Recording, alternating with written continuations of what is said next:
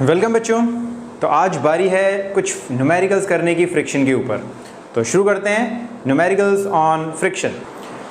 हमारा पहला क्वेश्चन है, a block of mass 2 kg is placed on the floor, the coefficient of static friction is 0.4। Coefficient of static friction है 0.4, यानी कि mu S है 0.4। A force of 2.5 newton is applied on the block, और जो block रखा हुआ है table के ऊपर, उसके ऊपर फोर्स लगाया गया है 2.5 न्यूटन का। Calculate the force of friction between the block and the floor. बहुत सिंपल सा क्वेश्चन है, बिल्कुल इजी। फ्लोर और ब्लॉक के बीच में फोर्स ऑफ फ्रिक्शन निकालना है। तो फोर्स ऑफ फ्रिक्शन के बारे में हम लोग क्या क्या जानते हैं वो लिख लेते हैं। फोर्स ऑफ फ्रिक्शन होता है म्यू टाइम्स नॉर्मल रिएक्शन।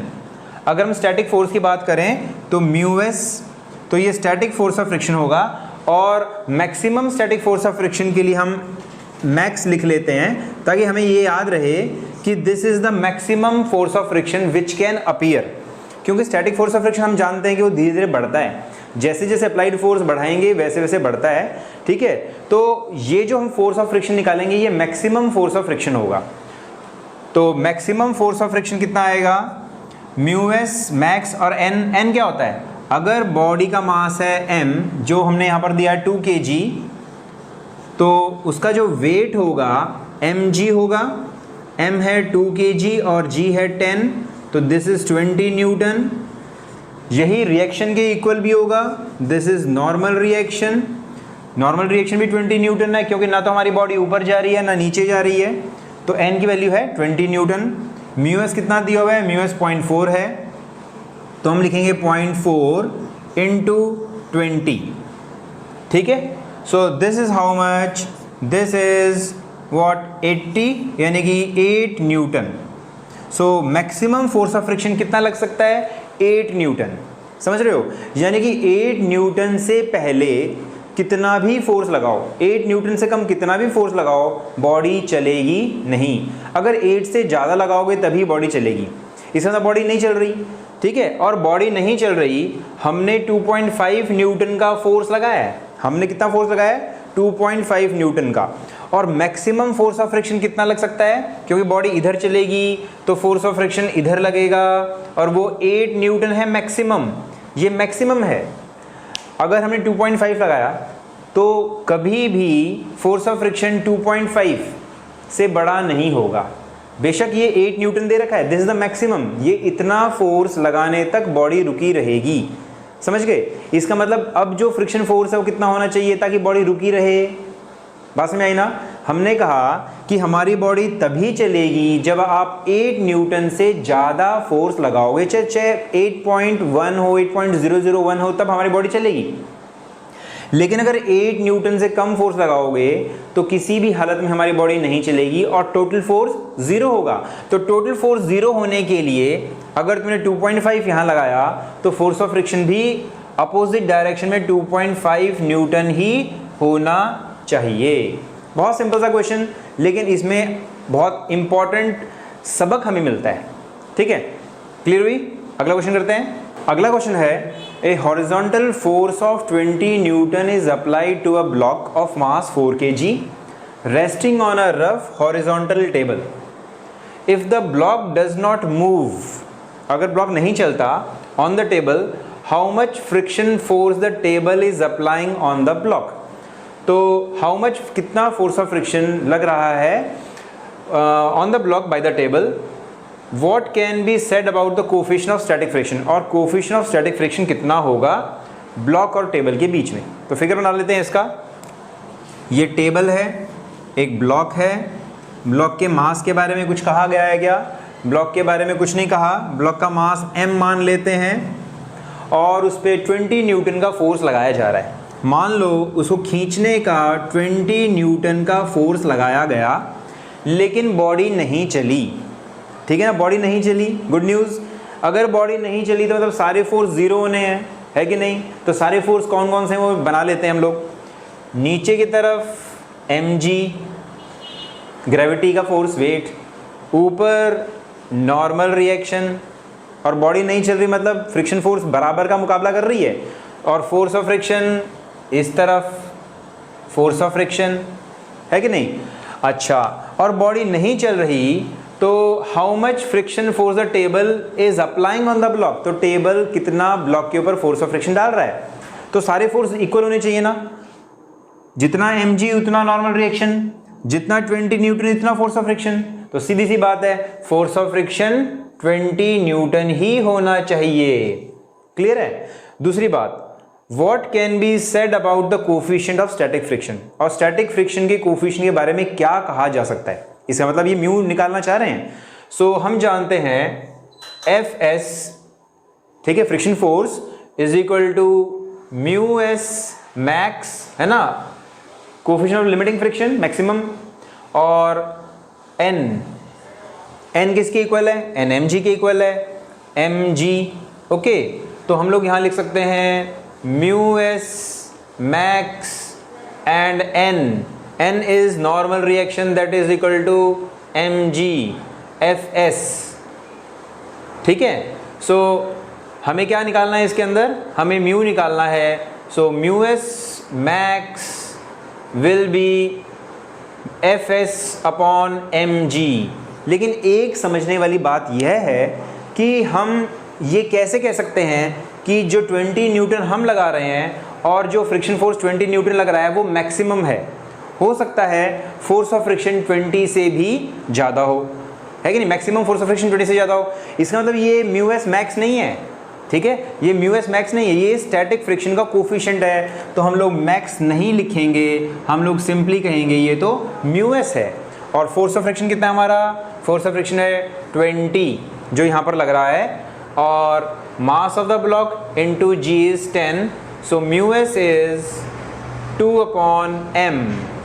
ठीक है, और ब्लॉक का मास दिया है क्या, हाँ, ब्लॉक का मास 4 kg है। सो हम लिखेंगे mu s is equal to 2 upon 4 that is 1 upon 2 that is 0.5। Mu की कोई यूनिट नहीं होती। क्लियर हुई बात, ठीक है, बिल्कुल इजी। ठीक है, अगला क्वेश्चन करते हैं। तो थर्ड क्वेश्चन है, the coefficient of static friction between the block of 2 kg and the table shown below is 0.2। यानी ब्लॉक और टेबल के बीच में कोफिशिएंट ऑफ फ्रिक्शन है 0.2। What should be the maximum value of m, m को हम कितना बढ़ा सकते हैं ताकि ये रुका रहे। ठीक है, सिंपल सा क्वेश्चन।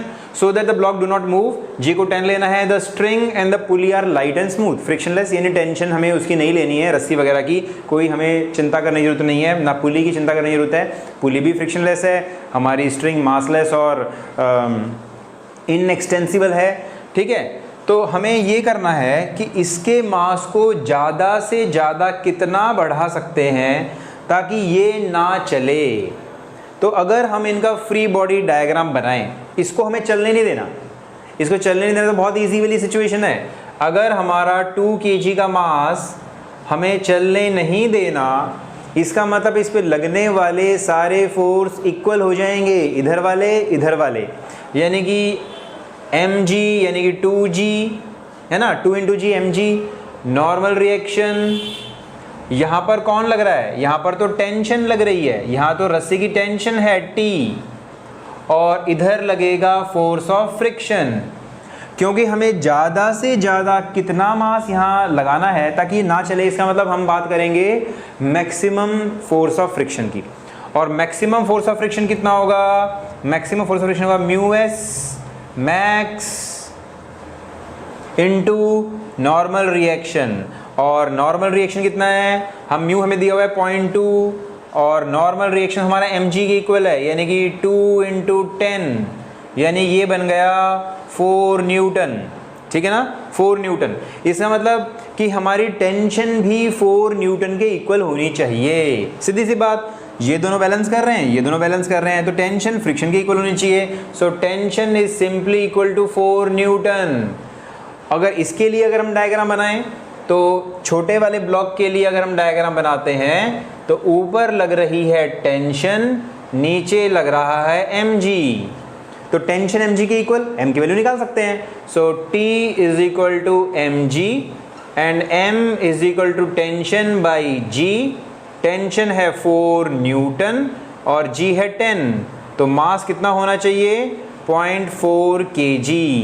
यानी कि 0.1 के लिए अगर हम 0.1 का मास लेंगे हमारी बॉडी नहीं चलेगी, 0.2 का लेंगे नहीं चलेगी, 0.3 का लोगे नहीं चलेगी, 0.4 का लोगे तो चलने वाली होगी, क्योंकि 0.4 के बाद जरा सा मास और बढ़ा दोगे तो बॉडी चलना शुरू कर देगी, है ना। बहुत इजी क्वेश्चन, ठीक है। नेक्स्ट क्वेश्चन बहुत ही कॉमन सा क्वेश्चन है, बहुत इजी। देखो इसमें ये कहा गया है the coefficient of static friction between the two blocks, दोनों ब्लॉक्स के बीच में, ये दोनों ब्लॉक्स के बीच का जो सरफेस है वो स्मूथ नहीं है, वो रफ है और उसका कोफिशिएंट है म्यू। लेकिन बड़े ब्लॉक और टेबल के बीच में कोई फ्रिक्शन नहीं है, वो स्मूथ है। व्हाट मैक्सिमम फोर्स, ये हम लोग इसमें ज़्यादा से ज़्यादा कितना फोर्स लगा सकते हैं ताकि ये वाला ब्लॉक इसके साथ में चले। दिखने में बड़ा कॉम्प्लिकेटेड है, लेकिन अगर रियल लाइफ में तुम सोच के देखो कि किसी बॉक्स के ऊपर एक और बॉक्स रखा है और नीचे वाले बॉक्स को आप खींच रहे हो, आप अगर ज़रूरत से ज़्यादा फोर्स लगा दोगे तो ये वाला ब्लॉक पीछे चला जाएगा, है कि नहीं, है ना। कॉमन सी सिचुएशन, अगर हम किसी नीचे वाली चीज़ को खींचते हैं तो ऊपर वाली चीज़ साथ में आ भी सकती है और वो पीछे भी जा सकती है। अगर आप ज़रूरत से ज़्यादा फोर्स लगाओगे तो ऊपर वाली जो चीज़ है वो पीछे चली जाएगी, समझ रहे हो। इसका मतलब क्या है कि आपको यहाँ पर वो फोर्स निकालना है, मैक्सिमम फोर्स निकालना है ताकि ये इसके साथ में चले, ठीक है। अब देखो यहाँ पर जो इन दोनों के बीच में फोर्स ऑफ फ्रिक्शन है ना, वही इस छोटे ब्लॉक को चलने में हेल्प कर रही है। इसका मतलब छोटे ब्लॉक के ऊपर फोर्स लगाएं, हम लोग फोर्सेस बनाते हैं, अगर फ्री बॉडी डायग्राम बनाएंगे तो इस पे कौन कौन से फोर्स लग रहे हैं। इसको चलाने में कौन हेल्प कर रहा है, इसको चलाने में फोर्स ऑफ फ्रिक्शन हेल्प कर रहा है, ठीक है। और ये कह रहे हैं मैक्सिमम फोर्स कितना लग सकता है, इसका मतलब हमें ये एफ मैक्स लेना है ना। ये मैक्सिमम फोर्स ऑफ फ्रिक्शन हम लेकर के चलेंगे, ओके। और ये होता है म्यू नॉर्मल रिएक्शन। तो ऊपर वाले ब्लॉक पे कौन कौन से फोर्स लगेंगे, mg लगेगा, नॉर्मल रिएक्शन लगेगा, ठीक है। तो हम कह सकते हैं n mg के इक्वल है, तो हमारा fs मैक्स हो जाएगा म्यू mg, ठीक है। लेकिन हमें निकालना है f, ज़्यादा से ज़्यादा कितना बड़ा फोर्स लगाएं ताकि दोनों साथ में चले।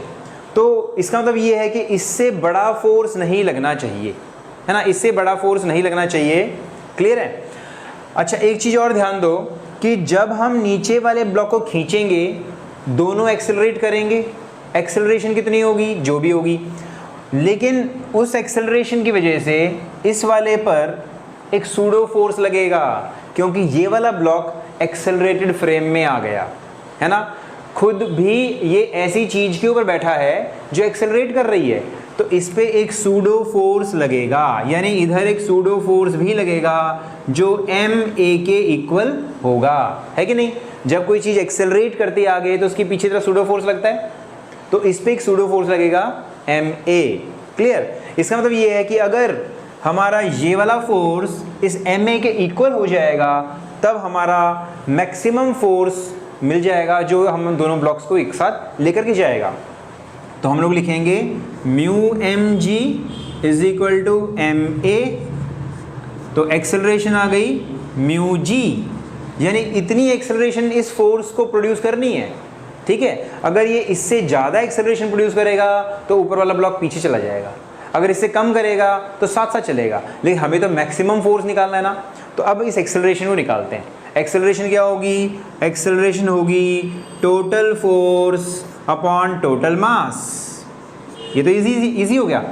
तो अगर हम इसकी वैल्यू पुट करते हैं तो हमें मिलेगा F upon m plus M is equal to mu G, और F is equal to mu m plus M into जी।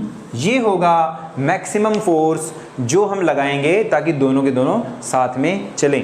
यहाँ पर हम लोगों ने सूडो फोर्स वाले कॉन्सेप्ट को यूज़ किया है। याद रखो इसमें हमने सूडो फोर्स लगाया है क्योंकि हमारा ऊपर वाला ब्लॉक ऐसे ब्लॉक के ऊपर बैठा है जो एक्सेलरेट कर रहा है, अब तुम खुद भी सोचो, तुम कार में बैठे हो, तुम्हारी कार अचानक से एक्सिलरेट करने लग जाए तो तुम पीछे की तरफ जाओगे, है ना। तो फोर्स ऑफ फ्रिक्शन ऐसा होना चाहिए कि तुम्हें पीछे जाने से रोके। तो फोर्स ऑफ फ्रिक्शन आगे की तरफ, क्योंकि यहाँ पर फोर्स ऑफ फ्रिक्शन चलने में मदद कर रहा है, और सूडो फोर्स पीछे की तरफ। अगर दोनों इक्वल हो जाएंगे तो हमारी बॉडी पीछे जाने से बच जाएगी। क्लियर है? बहुत इजी, बिल्कुल सिंपल तरीके से सॉल्व किया मैंने ये। नेक्स्ट क्वेश्चन देखो, a block slides down an incline plane of angle 30 degree with an acceleration of g/4, यानी नीचे की तरफ स्लाइड कर रहा है और इसकी एक्सेलरेशन है g/4। Find the coefficient of kinetic friction. ठीक है, हमें निकालनी है कोफिशिएंट ऑफ काइनेटिक फ्रिक्शन। तो पहले इसका फ्री बॉडी डायग्राम बनाते हैं। इस पे लगने वाले सारे फोर्सेस हम ड्रॉ करेंगे। तो ये हमारा इंक्लाइन प्लेन है, ये एंगल 30 डिग्री है, यहाँ पर हमारा ब्लॉक रखा है। ठीक है, ग्रेविटी का फोर्स तो हमेशा नीचे ही रहेगा, इसमें कोई प्रॉब्लम नहीं है। नॉर्मल रिएक्शन हमेशा कॉन्टैक्ट सरफेस के परपेंडिकुलर होगा, ये नॉर्मल रिएक्शन हुआ। अच्छा, ये एंगल 90 है, ये एंगल हुआ 60 डिग्री।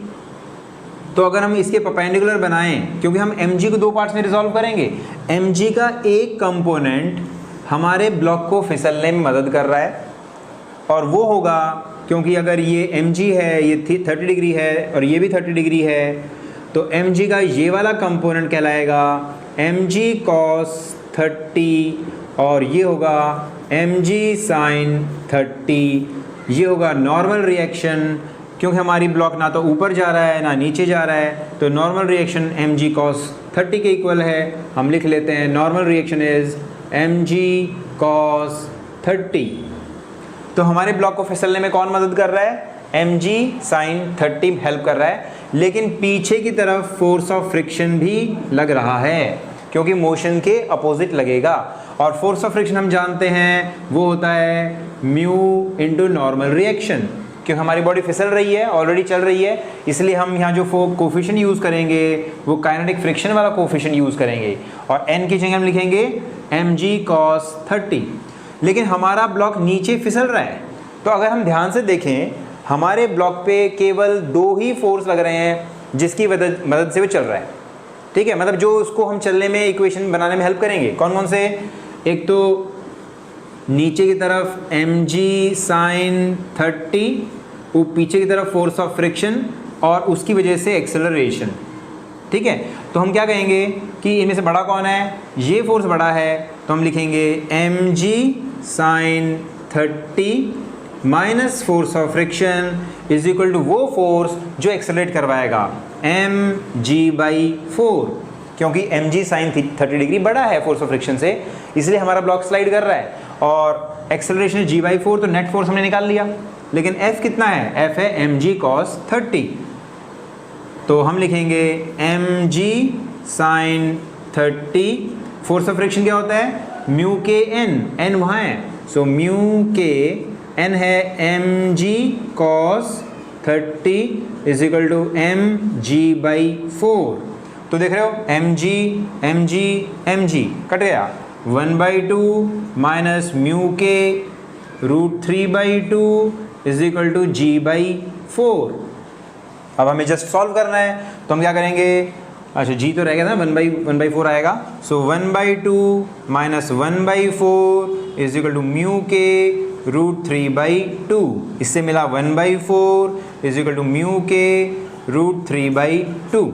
ठीक है, तो ये बन जाएगा 1/2 √3, सो म्यू के इज 1/2 √3, है कि नहीं? इस कॉन्सेप्ट को हम पहले भी कर चुके हैं कि दो फोर्स लग रहे हैं, एक फोर्स ये लग रहा है, एक फोर्स ये लग रहा है, लेकिन हमारी बॉडी नीचे आ रही है, ये वाला फोर्स इससे बड़ा होना चाहिए, तो दोनों माइनस कर देंगे तो नेट फोर्स आएगा, नेट फोर्स एक्सेलरेट करवाएगा, और हो गया सवाल। इजी है कि नहीं? अगला क्वेश्चन है, अ block of mass 2.5 kg is kept on a rough horizontal surface. तो ये हमारा एक रफ हॉरिजॉन्टल सरफेस है और इसके ऊपर एक 2.5 kg का ब्लॉक रखा हुआ है, 2.5 kg का ब्लॉक रखा हुआ है। It is found that the block does not slide if a force less than 15 Newton is applied. 15 Newton से कम फोर्स लगाओगे तो बॉडी नहीं चलेगी। इसका मतलब ज़्यादा से ज़्यादा 15 न्यूटन आप फोर्स लगाओगे तब भी बॉडी रुकी रहेगी। इससे हम क्या निकाल सकते हैं, इससे हमें मैक्सिमम फोर्स ऑफ फ्रिक्शन निकाल सकते हैं। दूसरी बात, also it is found that it takes 5 seconds to slide through first 10 metre. पहली 10 मीटर चलती है 5 सेकेंड में, ठीक है। If a horizontal force of 15 Newton is applied, 15 Newton का फोर्स आप लगाते हो और साथ में हल्का सा धक्का भी दे देते हो, तब वो 5 सेकेंड में 10 मीटर की डिस्टेंस ट्रेवल करती है। देखो पहली बार तो 15 न्यूटन की फोर्स लगाओगे तो रुकी रहेगी, लेकिन 15 न्यूटन का फोर्स लगाते हुए आप हल्का सा पुश दोगे तो वो एक्सेलरेट करना शुरू कर देगी। हमें निकालना है म्यू एस और म्यू के। तो हम ये जानते हैं कि मैक्सिमम फोर्स हम कितना लगा सकते हैं ताकि हमारी बॉडी रुकी रहे, 15 न्यूटन। इससे हम म्यू एस निकाल सकते हैं, तो हम लिख सकते हैं F S max is equal to mu S N, और म्यू एस एन हमेशा होता है एम जी। यहाँ पर फिलहाल तो क्योंकि हॉरिजॉन्टल सरफेस भी रखा हुआ है इसलिए एन को हम लोग एम जी लिख सकते हैं। So this is 15 is equal to mu S में निकालना है, मास इज 2.5, जी है 10, तो म्यू एस आ गया 15/25, दैट इज 3/5 यानी कि 0.6। ये हमारा एफ एस मैक्स आ गया। अब हम निकालेंगे इससे हमने क्या बोला, mu S coefficient of static friction. अब दूसरी सिचुएशन में हमारी बॉडी एक्सेलरेट करना शुरू कर रखी है, तो हम देखते हैं कि डिस्टेंस जो ट्रैवल करती है वो है 10 metre, time taken is 5 seconds, starting from rest क्योंकि रुकी हुई थी, इनिशियल वेलोसिटी 0, तो हम एक्सेलरेशन निकाल सकते हैं इस फॉर्मूले से, हाफ AT² वाले फॉर्मूले से। सो डिस्टेंस है हमारी 10, एक्सेलरेशन टाइम 5 का स्क्वायर, सो इससे हम मिलेगी 20/25, that is equal to acceleration and that is 0.8 metre per second square. ये हमारी एक्सेलरेशन आएगी। अब हम देखें कि हमारी बॉडी 15 न्यूटन के फोर्स पर एक्सेलरेट करेगी 0.8 मीटर पर सेकेंड स्क्वायर, लेकिन पीछे फोर्स ऑफ फ्रिक्शन भी लग रहा है, वो है काइनेटिक फोर्स ऑफ फ्रिक्शन, और वो कितना है, वो है म्यू के एन यानी म्यू के एम जी। तो हम इक्वेशन बनाएंगे, आगे ये वाला फोर्स पीछे ये वाला फोर्स, लेकिन हमारी बॉडी एक्सेलरेट कर रही है, तो हम लिखेंगे 15 minus mu K M G is equal to M A. ठीक है, 15 म्यू के हमें निकालना है, m है हमारा 2.5 यानी g 25 and that is equal to 2.5 into 8.8। Mu K आ जाएगा, mu K is equal to 15 minus 2.5 into 0.8, तो 0.4 पहले हम अप्लाई करेंगे 4 से और ये आ जाएगा 2, सो अपॉन एम जी यानी 25। तो म्यू के सॉल्व करके हम लोग लिख सकते हैं 15 माइनस 2/25 यानी कि 13/25। ठीक है, सो दिस इज अवर म्यू के। तो हमारा म्यू के आ गया। बहुत अच्छा क्वेश्चन, बात समझ आई सभी को, क्लियर है। इस सिचुएशन में चलने वाली है और चल चुकी है, दो सिचुएशन यहाँ पर देखने को मिल रही हैं। ठीक है,